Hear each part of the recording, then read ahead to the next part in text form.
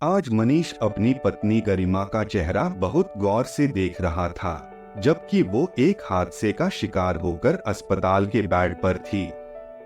उसके चेहरे पर लगी चोटें आज मनीष को बहुत छोटा महसूस कर रही थी, जैसे पूछ रही हो कि अब तो तुमको समय मिल ही गया होगा मेरे पास आने का। मनीष को वो समय याद आने लगा जब गरिमा 2 साल पहले शादी करके उसकी जिंदगी में आई थी। सीधी सादी सी लड़की थी गरिमा, जिसने आते ही मनीष के घर की सारी जिम्मेदारी ओढ़ ली।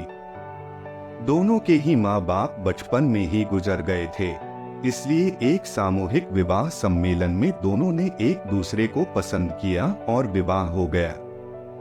गरिमा तो मनीष के साथ अपना पत्नी धर्म निभाने का प्रयास करती रही, मगर मनीष को बस एक धुन थी पैसा कमाने की, जिसकी वजह से वो गरिमा और उसके समर्पण को नजरअंदाज करता चला गया।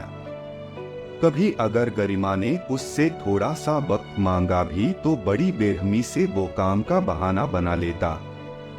अब गरिमा भी धीरे धीरे बुझने लगी थी। उसकी हंसी जो घर में गूंजती रहती थी, अब सुनाई ही नहीं पड़ती थी।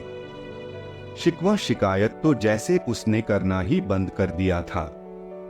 मगर मनीष के पास कहाँ समय था कि वो इन बदलावों को देख पाता। वो चाहता था कि पहले गरिमा को सारी खुशियां दे दूं, और उसे लगता था कि पैसा होने से वो सब गरिमा के कदमों में लेकर रख सकता है। उस वक्त मनीष को ये अंदाजा नहीं था कि गरिमा मानसिक तनाव का शिकार हो रही है। ये धीरे धीरे घर के कामों में भी दिखने लगा था। आज जब वो किचन में काम कर रही थी, ऊपर शेल्फ से सामान उतारते समय गिर पड़ी और सिर में चोट लगने के कारण बेहोश हो गई। उसी समय मनीष पानी लेने किचन में आया और उसने गरिमा को बेहोश देखा। उसे लेकर अस्पताल भागा, मगर तब से गरिमा बेहोश थी और मनीष को अपनी दुनिया उजड़ती दिख रही थी। वो अपने बर्ताव और गरिमा के प्रति अपनी नजरअंदाजी के लिए बहुत शर्मसार था। गरिमा का हाथ पकड़े बोले बुदबुदाकर बोले जा रहा था, मेरा साथ छोड़ना नहीं, तुम्हारे बिना मैं जी न सकूंगा। आदत बन गई हो मेरी तुम, इस आदत को कभी बदल न सकूंगा। तभी गरिमा के हाथ में कंपन सी महसूस हुई और वो भाग के डॉक्टर को बुला के लाया। डॉक्टर ने कहा, अब गरिमा खतरे से बाहर है, मगर अभी भी उसे देखभाल और परवाह की जरूरत है।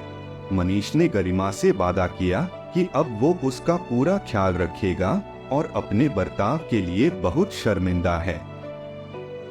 बार बार गरिमा से मनीष ने माफी मांगी। गरिमा ने मुस्कुराते हुए कहा, आप मुझसे यूं माफी न मांगिए।